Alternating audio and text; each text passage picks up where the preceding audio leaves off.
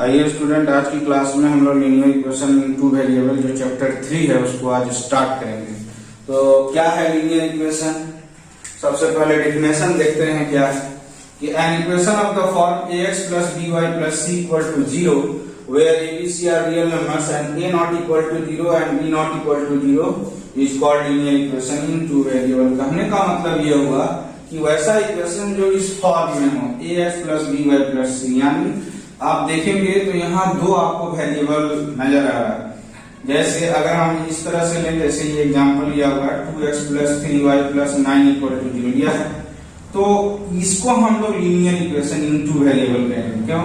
यहाँ एक variable x है, यहाँ एक वेरिएबल y है, साथ ही साथ इसमें a क्या है ये भी समझना जरूरी है। x के कोफिशिएंट को हम लोग a कहते हैं, तो x का कोफिशिएंट यहाँ 2 है तो ये a बना।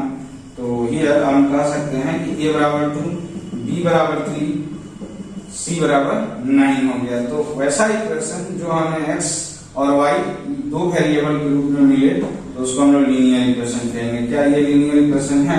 x plus y equals to 4 बिल्कुल है, लेकिन आप बोलेंगे कि यहाँ तो इक्वल्स टू 0 में डिफाइन किया गया है, तो यहाँ पर तो बराबर 4 है, तब तो इसको आप कुछ नहीं कीजिए, इस 4 को इधर शिफ्ट कर दीजिए तो ये इक्वल्स टू 0 हो गया। तो ये भी एक linear equation in two variable होगा। यहाँ पर a बनेगा आपका 1, b बनेगा आपका 1 और c बनेगा -4 abc। तो अच्छा, एक चीज और है, ये शब्द जो है इक्वेशन क्या होता है? तो किसी भी स्टेटमेंट में अगर हमको इक्वलिटी मिलता है, जैसे आपने छोटी क्लासेस में पढ़ा होगा, आई थिंक 6 क्लास में, जहाँ आपको इक्वेशन का डिफिनेशन बताया गया था कि any statement which gives the relation of equality is called equation. जैसे है ना, when a number is increase by 2 it gives 5, यानी किसी नंबर में 2 बढ़ाया गया तो वो 5 देता है। इसको हम कैसे लिखेंगे? नंबर को x मान लेते हैं, उसमें 2 बढ़ाया जाता है तो +2, तो हमें 5 मिलता है। तो यही ना इक्वेशन हुआ। वैसा स्टेटमेंट जो हमें इक्वलिटी दे वो इक्वेशन हुआ। इक्वेशन दो चीज से कंसिस्ट होता है, एक LHS और एक इसका RHS। जैसे यहाँ पर x plus 2 बराबर 5 है तो LHS मेरा क्या बनेगा? LHS मतलब लेफ्ट हैंड साइड, जो ये इक्वल है इसके लेफ्ट में x plus 2 है और राइट में 5 है। तो ये तो कंसेप्ट था इक्वेशन का, LHS RHS। लेकिन जो आपका टॉपिक है linear equation in two variable, उसमें आप ये समझेंगे कि कोई भी इक्वेशन दे जिसमें अगर 2 वेरिएबल लगा है, that will be linear equation in two variable. उसमें हम आइडेंटिफाई कर सकते हैं, जैसे यहाँ a क्या है, b क्या है। तो इस तरह से x के कोफिशिएंट को हम लोग क्या बोलेंगे? a बोलेंगे, y के कोफिशिएंट को b बोलेंगे और c जो है मेरा कांस्टेंट टर्म होगा। एक सवाल और दिमाग में आता है, क्या हमेशा इक्वल्स टू 0 ही लेना जरूरी है? नहीं, वो तो एक डिफिनेशन था कि इक्वल्स टू 0 होना चाहिए। जैसे यहाँ कोई लिख देगा -2x plus 5y बराबर 11/2, तो क्या ये लीनियर इक्वेशन नहीं है? यहाँ भी तो 2 वेरिएबल है। तो यहाँ पर आप अगर 0 के बराबर नहीं लेते हैं तब भी सही है, लेकिन जब आप ABC आइडेंटिफाई करेंगे वहां थोड़ा दिमाग में बात रखेंगे कि x के कोफिशिएंट को हम a बोलेंगे, y के कोफिशिएंट को हम b बोलेंगे और जो मेरा कांस्टेंट है वो मेरा c है।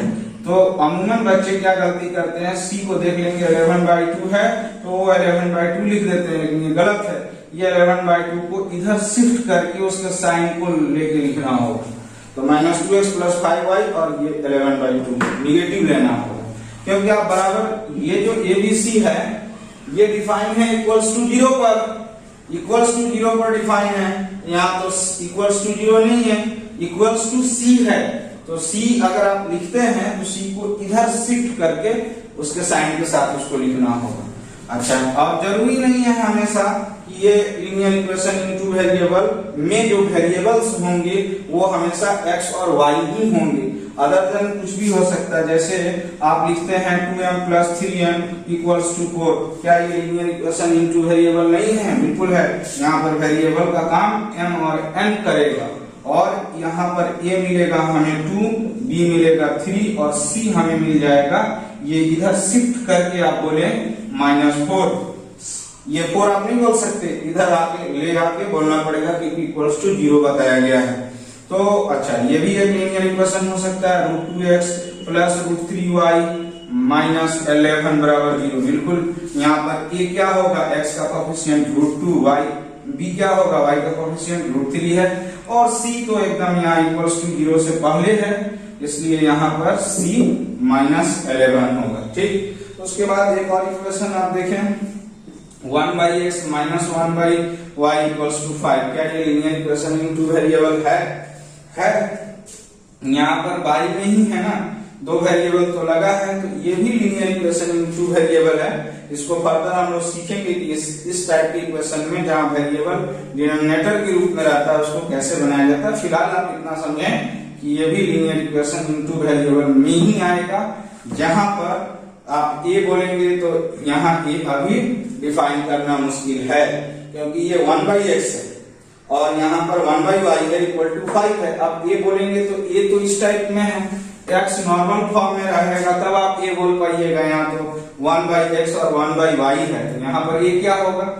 तो इस टाइप का क्वेश्चन में जहां पर वेरिएबल y में हो उसको कुछ एज्यूम करके तब आप a b c डिसाइड कर सकते हैं। जैसे 1/x है, अगर हम लोग इसको 1/x को m मान लें, 1/y को n मान लें, तब हमारा इक्वेशन क्या हो जाएगा, देन इक्वेशन बिकम्स, तो इक्वेशन बन जाएगा 1/x को तो हमने m कहा है, 1/y को हमने n कहा है, n कह दिए, बीच में कनेक्टिंग साइन माइनस का, अब बराबर 5। अब आप a b c डिसाइड कर सकते हैं। Here a = 1, b = -1, c = -5। क्यों यहीं पर क्यों नहीं डिसाइड हुआ, क्योंकि आप जो पढ़े उसके अंदर x और y में नहीं था।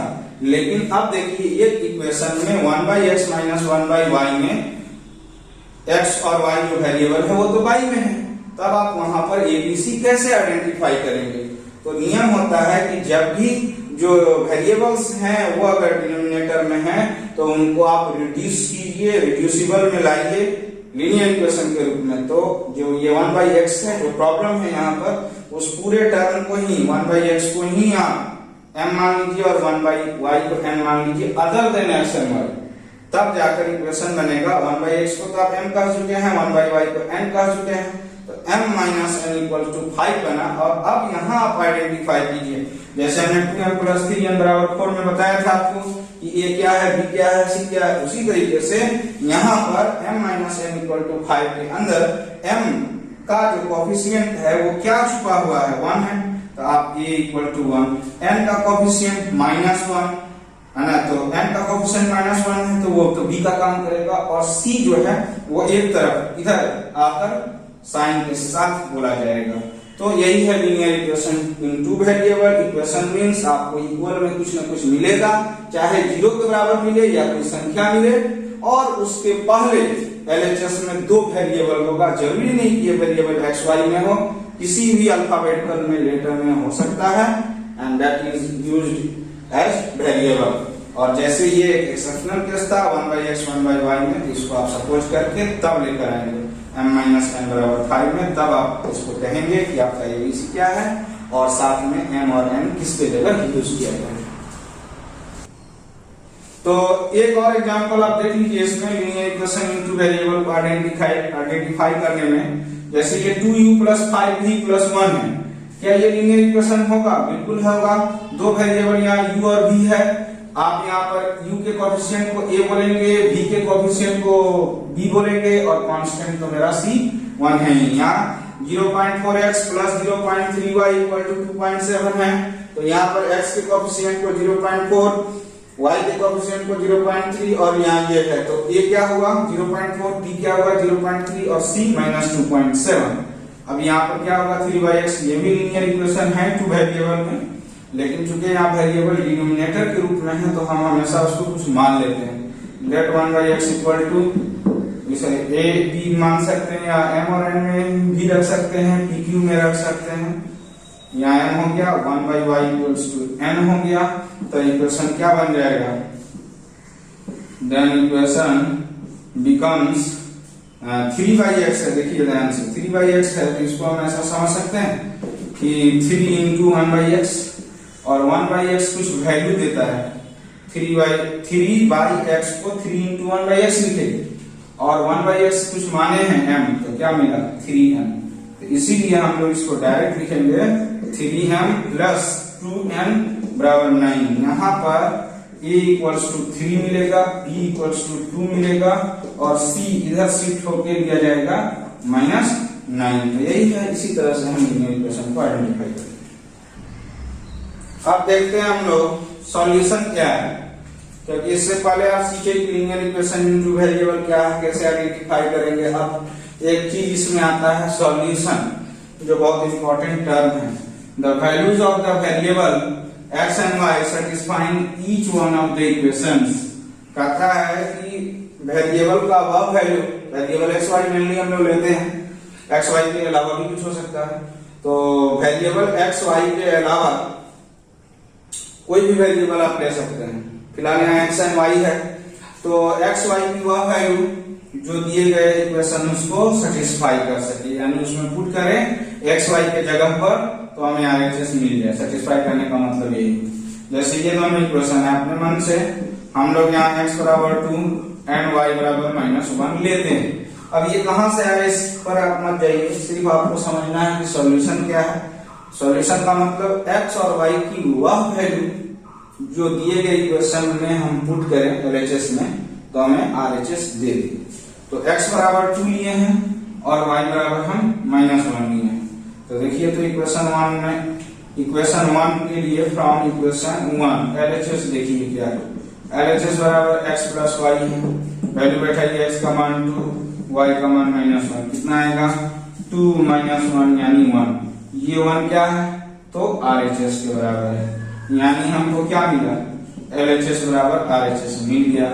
इसलिए हम कह सकते हैं कि x बराबर 2 और y बराबर -1 इक्वेशन 1 का सॉल्यूशन है, यानी x और y की वह वैल्यू हुई जो इक्वेशन में हम बैठाए, तो एलएचएस में बैठाए तो हमें आरएचएस मिल गया। फिर इक्वेशन 2 में भी चेक करते हैं। इक्वेशन 2x - 3y, इक्वेशन 2 का किस पार्ट में लेंगे हम लोग, एलएचएस में लेंगे। तो एलएचएस इक्वल टू क्या हुआ, 2x - 3y। यहाँ 2 और x का मान देखिए कितना है, वैल्यू 2 - 3 इंटू -1 है, ये हो गया 4, ये हो गया 4 और ये हो गया -3 3y है, तो ये कितना हो गया 3, कितना है 7 है। तो 7 किसके बराबर है, आरएचएस है 7, तो इसलिए यहाँ भी निकल के आ रहा है एलएचएस इक्वल टू आरएचएस। यहाँ भी एलएचएस बराबर आरएचएस आ गया। तो हम ये कह सकते हैं कि दिया गया इक्वेशंस का सॉल्यूशन x बराबर 2 और y बराबर -1 है, क्योंकि ये x और y के वह वैल्यूज हैं जो दिए गए इक्वेशन में हम बारी-बारी से पुट किए, एलएचएस में पुट करते हैं तो आरएचएस मिल जाता है। इसलिए यह x बराबर 2 और y बराबर -1 सॉल्यूशन है। तो सॉल्यूशन का मीनिंग क्लियर हो गया कि वेरिएबल का वह वैल्यू जो दिए गए इक्वेशन को सेटिस्फाई कर सके, यानी अगर हम एलएचएस में रखेंगे, x और y को एलएचएस में रखेंगे, इक्वेशन के दो पार्ट होते हैं ना, कि एलएचएस है, आरएचएस, तो x y के वैल्यू को अगर हम एलएचएस में रखेंगे तो हमको आरएचएस मिल जाएगा। तब हम कह सकते हैं यहाँ the given value of x and y are the solution of the given question. तो ये टॉपिक बहुत छोटा और इजी है कि पेयर ऑफ लीनियर इक्वेशंस क्या होते हैं। अब यहाँ पेयर में तो दो होता है, इससे पहले आप पढ़े कि 2x + 3y - 9 बराबर 0, यह एक लीनियर इक्वेशन है। कितने वेरिएबल में है, तो दो वेरिएबल में, तो ये पेयर थोड़ी है हुआ, ये तो कोई एक लीनियर इक्वेशन है। लेकिन अगर हम ऐसा लिखें 2x + 3y - 9 बराबर 0, 4x + 9y + 11 बराबर 0, तब ये क्या है, अगर हम इसको 1 कहें और इसको 2 कहें तो इनको हम पेयर ऑफ लीनियर इक्वेशन बोलते हैं, मतलब दो इक्वेशन एक साथ होगा, तो यही है पेयर ऑफ लीनियर इक्वेशंस। ये बराबर 0, ये बराबर 0। अब यहाँ पर पहले यहाँ पर लिखा जाएगा a1 b1 c1। a1 मतलब पहले इक्वेशन में x का कोएफिशिएंट, a1 2, b1 3, c1 मतलब कांस्टेंट -9, फिर a2 4, b2 9, c2 कितना होगा 11। तो यानी ये पेयर ऑफ लीनियर इक्वेशन बना, दो इक्वेशन एक साथ होगा और उनमें आइडेंटिफाई करना है a1 b1 c1, a2 b2 c2। तो a1 क्या है, x के कोएफिशिएंट को बोलेंगे b1, y के कोएफिशिएंट को, और c1 पहले इक्वेशन में कांस्टेंट। a2 क्या है, दूसरे वाले इक्वेशन में x का कोएफिशिएंट, b2 क्या है, दूसरे वाले इक्वेशन में y का कोएफिशिएंट, c2 क्या है, तो दूसरे वाले इक्वेशन में कांस्टेंट का 11 हो गया। तो यही है पेयर ऑफ लीनियर इक्वेशन। नाम से ही क्लियर है कि पेयर है, तो इसमें दो इक्वेशन आएगा, दोनों एक साथ होगा और उन दोनों इक्वेशन में a1 b1 c1 separately, a2 b2 c2 को हम सेपरेटली लिखते हैं। तो अब हम लोग दो टॉपिक सीख रहे हैं। कंसिस्टेंट, CONSISTENT, कंसिस्टेंट का माने क्या हुआ, और दूसरा यहाँ इनकंसिस्टेंट, यानी कंसिस्टेंट के पहले आईएन लगा हुआ है ना। तो कंसिस्टेंट का माने क्या हुआ कि एक सिस्टम ऑफ इक्वेशन, यानी जो ठो पेयर में, यानी पेयर ऑफ इक्वेशंस भी बोल सकते हैं, उसी को system of equation is said to be consistent if the equation has at least one solution. यानी कोई भी हमको दिया गया इक्वेशन है, पेयर ऑफ इक्वेशन ही होगा, 2x + 3y + 9 = 0, और यहां ले लेते हैं 5x - 4y + 18 = 0। मान लीजिए कोई इक्वेशन है, पेयर ऑफ इक्वेशन है, तो ये इक्वेशन कंसिस्टेंट होगा यदि इनमें x y की वैल्यू हम निकाल पाए। और इनकंसिस्टेंट का मतलब कि एक ऐसा इक्वेशन हो, पेयर ऑफ लीनियर इक्वेशंस हो, जिसमें x y हम कैलकुलेट नहीं कर पाए, तो उसको हम लोग इनकंसिस्टेंट कहते हैं। यानी कंसिस्टेंट का मतलब ऐसा पेयर ऑफ इक्वेशन जिनमें हम वैल्यू ऑफ वेरिएबल निकाल पाए, और इनकंसिस्टेंट का मतलब ऐसा पेयर ऑफ इक्वेशन जिनमें हम x y या वैल्यू ऑफ वेरिएबल नहीं कैलकुलेट कर पाएंगे, तो वो इनकंसिस्टेंट। तो बड़ा सिंपल टर्म था। कंसिस्टेंट मतलब इक्वेशन सॉल्व होगा, वैल्यू ऑफ वेरिएबल्स मिलेंगे। इनकंसिस्टेंट का मतलब इक्वेशन सॉल्व नहीं होगा, ना कोई x होगा ना कोई y होगा। ठीक, तो ये होता है कंसिस्टेंट इनकंसिस्टेंट। तो अभी तक आपने क्या क्या सीखा, डिफिनेशन लीनियर इक्वेशन का, pair of linear equation in two variable आपने सीखा, सॉल्यूशन सीखे, कंसिस्टेंट इनकंसिस्टेंट सीखे। इसके बाद हम सीखेंगे कि आखिर लीनियर इक्वेशन जो हमें मिलता है, पेयर ऑफ लीनियर इक्वेशंस जो हमें मिलते हैं, उनको हम कैसे सॉल्व करते हैं, क्या प्रोसेस है जिनको अपनाने के बाद वो इक्वेशन सॉल्व हो और वहां पर हम x y को कैलकुलेट कर पाए। तो देखिए, एक्चुअली यहाँ 4 मेथड होते हैं। There are 4 methods for solving a pair of linear equation into variable। Pair कहा दिए हैं हम, पेयर कहा दिए, इसका माने यह हुआ कि दो ठो मिलेगा। There are 4 methods for solving a pair of linear equation in two variable। पहला मेथड होता है ग्राफिकल, ग्राफ के माध्यम से, ग्राफ पेपर पर इक्वेशन को हम ड्रॉ करके बनाते हैं, ग्राफिकल मेथड। दूसरा होता है सब्स्टिट्यूशन मेथड, नाम से ही पता चल रहा है कि कुछ न कुछ हम लोग इसमें सब्स्टिट्यूट करते हैं, पुट करते हैं, सब्स्टिट्यूशन मेथड। तीसरा होता है elimination method, ELIMINATION, elimination method. इसमें हम क्या करते हैं, किसी एक वेरिएबल x y को इलिमिनेट करके आगे बढ़ते हैं।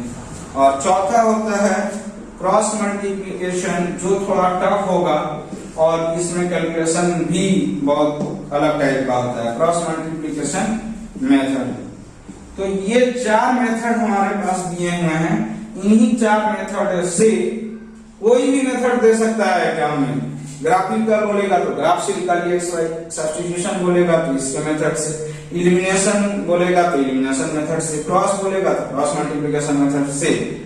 मेथड का नाम दे दिया तो आपको उसी मेथड से x y निकालना पड़ेगा। अगर कोई मेथड का नाम नहीं दिया हो, सिर्फ लिख they solve for x and y, तो सबसे बेटर इलिमिनेशन मेथड होता है। इसमें x और y की वैल्यू बड़ा इजी वे से कैलकुलेट कर सकता है। अगर लिख दे इलिमिनेशन तो इलिमिनेशन से बनाइए, जिससे लिखेगा उससे बनाइए, नहीं अगर कुछ लिखे तो इलिमिनेशन मेथड फॉलो कीजिए, ये इजी होता है। तो अब आते हैं ग्राफिकल मेथड। ठीक है, ग्राफिकल मेथड में अभी अभी आपने देखा कि 4 मेथड होता है, तो सबसे पहला ग्राफिकल है। यहाँ टॉपिक है ग्राफिकल मेथड और उसके नीचे लिखा हुआ सम कंडीशंस। ये आपको याद रखना है कि the graph line of the given equations, ये दो इक्वेशन है, ये पहला हो गया, ये आपको दूसरा हो गया। तो ये दो दिए गए पेयर ऑफ लीनियर इक्वेशन है, इसलिए a1x plus b1y plus c1 a2x। अब a2 लिखना है तो a लिख के नीचे में 2 लिखता है, ऐसे लिखेगा a2, ये तो गलत है ना, a2 ऐसे बताएंगे ना, a लिखने के बाद से 2 नीचे में यहाँ पर, तो a2x plus b2y plus c2 बराबर 0, ये दो इक्वेशन हो गया। तो अगर ग्राफ लाइन मतलब ये दोनों इक्वेशन का ही ग्राफ, तो ग्राफ जब बनाएंगे तो कोई लाइन नहीं होगा ग्राफ पर, इसलिए लाइन लिखा गया if the graph line of the given equation a1x plus b1y plus c1 equals to 0 and इतना इंटरसेक्ट एट ए पॉइंट। अगर एक्सिस हम समझें कि ये y एक्सिस है और ये x एक्सिस है, दोनों कहां कट किया, ओरिजिन पर। आप जानते हैं कि एक प्लेन ऑफ पेपर पर कोई वर्टिकल लाइन अगर हम ड्रॉ करें तो वो y एक्सिस होता है, प्लेन ऑफ पेपर पर कोई हॉरिजॉन्टल लाइन ड्रॉ करें तो वो x एक्सिस होता है। दोनों एक्सिस जहां कटते हैं उनको हम ओरिजिन बोलते हैं। ओरिजिन से लेफ्ट साइड बोलेंगे हम लोग x डैश, ओरिजिन से राइट साइड x, ओरिजिन से अपवर्ड y, ओरिजिन से डाउनवर्ड y डैश, ओरिजिन से ऊपर y, ओरिजिन से नीचे y डैश। तो ये ओरिजिन से लेफ्ट साइड की डिस्टेंस नेगेटिव, ओरिजिन से राइट साइड की डिस्टेंस पॉजिटिव, ओरिजिन से ऊपर पॉजिटिव, ओरिजिन से डाउनवर्ड नेगेटिव। तो अगर हम इन दोनों का ग्राफ लाइन खींचे, इन दोनों का ग्राफ लाइन, तो देखेंगे कि अगर इंटरसेक्ट करता है तो एक वैल्यू x और y होगा, y का मिलेगा और ये यूनिट का रहेगा। मान के चलिए पहले इक्वेशन का ग्राफ इस तरह से मिला, ये पहला इक्वेशन का हो गया, दूसरे इक्वेशन का ग्राफ हमको इस तरह से मिला, तो दोनों, ये दूसरा इक्वेशन हो गया। दोनों इक्वेशन का ग्राफ कहाँ कटा, यहाँ पर कटा, इस पॉइंट को P कह दिए। तो वही चीज कर रहा है कि if the graph line of the given equation intersect at a point, कटा ना, किसी पॉइंट पर कटा, P वो पॉइंट माने, इंटरसेक्ट अगर ग्राफ लाइन किसी एक पॉइंट पर कटेगा तो उसको हम लोग यूनिक सॉल्यूशन कहेंगे, यानी वैल्यू ऑफ x, यानी एक वैल्यू ऑफ x और एक वैल्यू y का मिलेगा, एक वैल्यू x का और एक y का मिलेगा। यानी अगर graph pair of linear equation का ग्राफ ड्रॉ किए, वह किसी पॉइंट पर कटा, तो हम बोलेंगे यूनिक सॉल्यूशन है, और यूनिक सॉल्यूशन के अंदर एक x और एक y मिलेगा, उससे ज्यादा नहीं। कॉन्साइड में क्या होगा कि अगर ग्राफ लाइन कॉन्साइड कर जाए तो इट हैज मेनी सॉल्यूशन। अब कॉन्साइड का माने क्या है कि ये हमारा y एक्सिस था और ये हमारा x एक्सिस है, ठीक है। कॉन्साइड का मतलब कि हम जब इन दोनों इक्वेशन को ड्रॉ करते हैं, ग्राफ पर प्लॉट करते हैं इनके पॉइंट को, तो हमको पॉइंट इस दिशा में मिलता है, 1 2 3 4 5 6, और इनको जब हम मिलाते हैं इस तरह से स्ट्रेट, तो हमको ये मिलता है, ठीक है। इससे हम क्या सीखे कि यह जितने पॉइंट मिल रहे हैं वह एक ही स्ट्रेट लाइन पर मिल रहे हैं, ठीक है। इस पहले इक्वेशन का 3 पॉइंट होगा, 3 वैल्यू x का 3 y का, दूसरे इक्वेशन का भी 3 वैल्यू x का 3 वैल्यू y का। तो जब हम उनको प्लॉट किए ग्राफ पर और मिलाए स्केल से, तो हमको एक सीधा लाइन मिला जो उन 6 पॉइंट से होकर गुजरा, तो हम कह सकते हैं कि कॉन्साइड किया। यानी जो पॉइंट्स है दिए गए इक्वेशन के, वो एक ही लाइन पर आ गए, है ना, एक ही लाइन पर, एक लाइन हुआ, इसी को सारा पॉइंट है, क्योंकि पॉइंट से ही लाइन गुजरा है और लाइन बना है, तो इनको हम कॉन्साइड बोलेंगे। और कॉन्साइड में बहुत सारा x होगा, बहुत सारा y होगा, infinitely, it has infinitely many solution. यानी जब ग्राफ कॉन्साइड करे, यानी एक ही लाइन पर दोनों इक्वेशंस के पॉइंट मौजूद हों, तो हम इनको कॉन्साइड कहेंगे, और x और y का इनफाइनाइट वैल्यूज होंगे। तीसरा, no solution if the two graph line are parallel, यानी ग्राफ न कटे, दोनों इक्वेशन न कॉन्साइड करे, क्या हो जाए, पैरेलल हो जाए। तो पैरेलल हो जाए, ऐसे मिलेगा पैरेलल में, ये एक्सिस है ही, ये x डैश, ये आपका y, ये आपका y डैश, ठीक, पैरेलल हो। तो एक इधर से गया और फिर एक इधर से चला जाए, तो ये पैरेलल की तरह दिख रहा है, पैरेलल ही है, थोड़ा सा और बढ़िया बनेगा, ठीक है। तो ये 1 हुआ, ये 2 हुआ, तो ये पैरेलल हुआ, मतलब ये कट नहीं रहा कहीं। तो यहाँ पर जब दोनों पेयर ऑफ इक्वेशन का ग्राफ ऐसे और ऐसे मिले, यानी दो पैरेलल लाइन मिले अलग अलग, पैरेलल लाइन तो कटे नहीं, जब पैरेलल लाइन मिलेगा तो हम कहेंगे तीनों सॉल्यूशन है, मतलब ना कोई x होगा ना कोई y होगा, इसमें पैरेलल में। और ये क्या है, ये जहां दोनों ग्राफ कट जाए यूनिट, एक x एक y, यहाँ पर वन साइड बहुत सारे x बहुत सारे y होंगे, लेकिन पैरेलल में ना कोई x होगा ना कोई y होगा। तो देखिए एक बहुत इंपॉर्टेंट चीज है जिसको सीखना जरूरी है। अभी आपने देखा कि हम ग्राफ जब ड्रॉ करेंगे तो ग्राफ का बिहेवियर, ग्राफ लाइन का बिहेवियर क्या होगा। यहां लिखा हुआ है कि without drawing the graph, without drawing the graph we can also determine whether the given equation has solution or not by given condition। अगर वो तो खैर ग्राफिकल मेथड से बोलेगा तो एक्स वाई को हम ग्राफिकल मेथड में ही निकालेंगे, उसमें आप नेक्स्ट क्लास में हम लोग सीखेंगे कि कैसे एक्स वाई लिया जाता है, एक्स के 3 वैल्यू लेते हैं तो वाई का 3 वैल्यू आता है, फिर उसका ग्राफ बनता है, इसको हम लोग फर्दर सीखेंगे। लेकिन आप ये भी याद रखिए कि अगर ग्राफ न ड्रॉ करना पड़े, 1 मार्क्स का क्वेश्चन हो और हमको तुरंत आइडेंटिफाई करना हो कि ये यूनिक है कि नो है कि मेनी है, सॉल्यूशंस है, तो क्या करेंगे। तो आप देखे हैं ये A1 और A2 और B1 B2 ये सब कहां से आया, तो देखिए पेयर ऑफ इक्वेशंस होता है A1x plus B1y plus C1 equals to 0, ये पेयर ऑफ इक्वेशन है। A2x plus B2y plus C2 equals to 0, ये दूसरा होगा। तो इन्हीं को ना हम पेयर ऑफ इक्वेशंस कहेंगे। ग्राफ तो 10 क्लास के अंदर जो ग्राफ बनेगा लीनियर इक्वेशन का, तो वो तो पेयर ऑफ इक्वेशंस का बनेगा, दो ठीक इक्वेशन होगा वहां पर। तो A1 x का कोएफिशिएंट पहले इक्वेशन में x के कोएफिशिएंट को A1, A2 दूसरे इक्वेशन में x के कोएफिशिएंट को A2, उसी तरह से सो ऑन।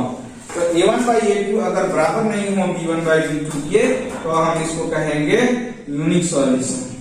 यानी देखिए कितना अच्छी चीज ये आप सीख रहे हैं अभी कि आपने ग्राफ ड्रॉ नहीं किया फिर भी आप कह दिए कि यूनिक हो गया। कैसे, तो रेशियो को निकाल के A1 by A2, यहाँ का A1 यहाँ का A2, A1 by A2 नहीं बराबर हो B1 by B2 के, तो हम कहेंगे यूनिक सॉल्यूशन, मतलब एक x एक y होगा। क्या होगा ये तो ग्राफ ड्रॉ करके ही पता चलेगा, लेकिन ऑब्जेक्टिव में दो इक्वेशन दिया हो पेयर ऑफ इक्वेशन और वहां कहे कि बताइए कि इसका यूनिक सॉल्यूशन होगा कि नहीं, हम कैसे करेंगे। एक मार्क्स के क्वेश्चन में क्या हम ग्राफ ड्रॉ करने जाएंगे क्या, नहीं ना।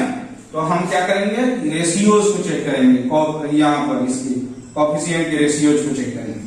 A1 by A2 नहीं अगर बराबर हो B1 by B2 के, तो हम इसको यूनिक कहेंगे। साथ में अगर A1 by A2 बराबर हो B1 by B2 के, नहीं बराबर हो C1 by C2 के, तो इसको हम लोग नो सॉल्यूशन बोलेंगे, यानी ना कोई x होगा ना कोई y होगा। और तीसरे नंबर में A1 by A2 equal to B1 by B2 not equal to C1 by C2, तीनों बराबर है, तो यहाँ इनफिनिटली मेनी सॉल्यूशंस होगा।